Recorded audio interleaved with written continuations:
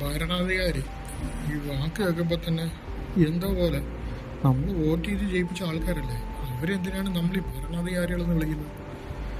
ഭരണാധികാരി എന്ന് നമുക്ക് പറയുമ്പോൾ തന്നെ അവരെന്തോ ഒരു പവർ ഇംബാലൻസ് പോലെയുണ്ട്.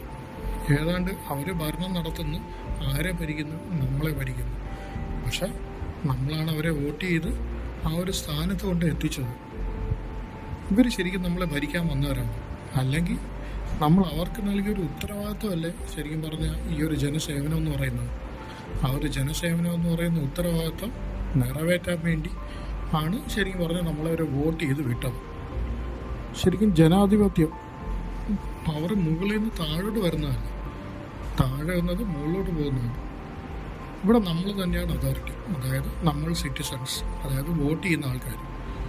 ശരിക്കും നമ്മൾ എന്താണ്, പൗരന്മാരാണ് അതോ അടിമകളാണ് ഇവർ നമ്മളെ ഭരിക്കാൻ വേണ്ടി? ഇനി മുതൽ ഇവരെ ഭരണാധികാരികളൊന്നും എന്തായാലും പറയുന്നതിൽ എനിക്കൊരു ലോജിക്കും തോന്നുന്നില്ല. നമ്മൾ വാക്കുകൾ മാറ്റണം, എന്നാലേ നമുക്ക് അവരോടുള്ള മനോഭാവം മാറത്തുള്ളൂ, എന്നാലേ അവർക്ക് നമ്മളോടുള്ള മനോഭാവവും മാറത്തുള്ളൂ.